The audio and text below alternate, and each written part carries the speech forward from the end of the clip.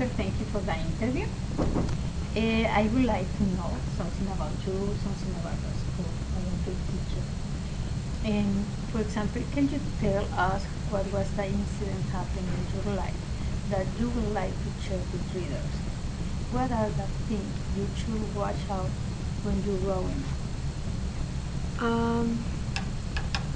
So a couple years ago, I went with my mom to visit somebody very close to us in prison, jail, and while we were there, we were waiting for them to take the prisoners out, and we were just talking, and then the prisoners came out, and I saw like what looked to be a very young man, and he couldn't have been much older than what I was then or what I am now.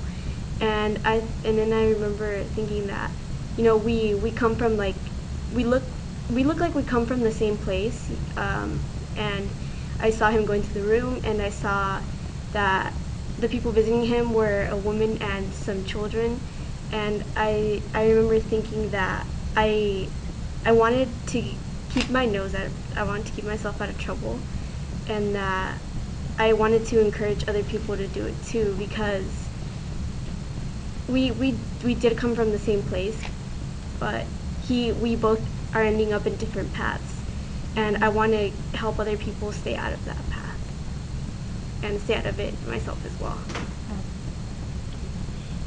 What is the one thing you did that anyone can do to achieve what you have?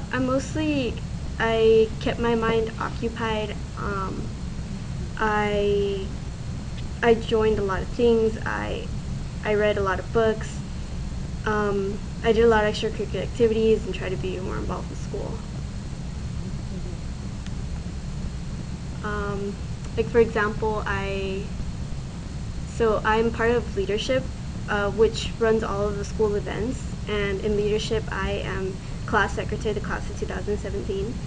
And I'm also part of a community service club called NHS National Honor Society. And I'm also president of GSA Gender Sexuality Alliance. And I think that all students should do that, and parents should encourage their students to join clubs so that they themselves can also find something that they're passionate in. Who was the most influential person in your life besides your parents? I don't have one single person that influenced me a lot in my life, but there is a group of people that I see around school, and they always influence me, which is students that come from other countries, that come with their families, that come here as immigrants, and they pursue an education. To me, that's very inspiring, because even though they have all of these challenges to overcome, and even though they're not, citizens, they still try to search for a better life and try to achieve that same level of education that everybody is entitled to. And they very, very much inspired me.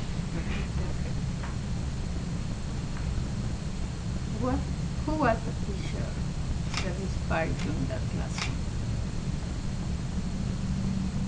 I'd like to say that all my teachers have inspired me, but yeah, I have to say that Miss Iwata has very much inspired me to try the best in almost everything I am in.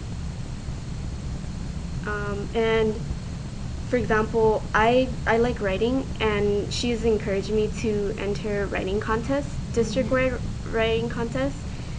Okay, part of it was also extra credit, but I found something I'm passionate in, and she said, well, you should try it. So I did enter the writing contest. I entered the Martin Luther King writing contest and the Cesar Chavez writing contest, and I wrote about, in both, responding to the quote, I wrote about immigration and what I saw immigration as, and I ended up winning grand prize. And I wouldn't have done that if Mr. Wada hadn't encouraged me. Okay, who your friends react to your accomplishment, and who have challenged you?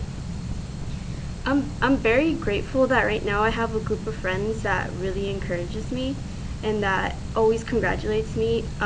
It's like having a second set of parents whenever I do something and I'm proud of. A year ago, if you would have asked me that, I would have said that, you know, with my the friends I had back then, they weren't as encouraging and sometimes they seemed to even jealous and spiteful, so I'd avoid saying anything. But like my mom always says, it's better to be alone than in bad company. So I just stopped talking to them, and now the friends I have now, I couldn't be happier, and they're always supporting me. Oh, that's great. Okay, Jennifer, tell me, what do you like to do when you're not in school? Um, when I'm not at school, I like to read.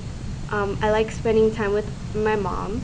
I don't get to spend a lot of time with her, but because she has two jobs, but when I do get to spend time with her, it's the best thing in the world to me. I like spending time with my nephews. I have three nephews at home, and I like learning even outside of school. I like trying to improve my writing, and an example of that is this summer I took a short college course at Barnard College, which is in New York, and it was like a 1 week liberal arts intensive, and it's something I think students should also look into. Getting out of the comfort zone that is their community and maybe going somewhere else to see what other places are like.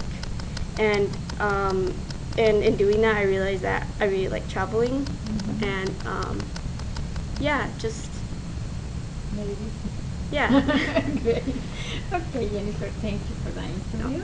And that's it.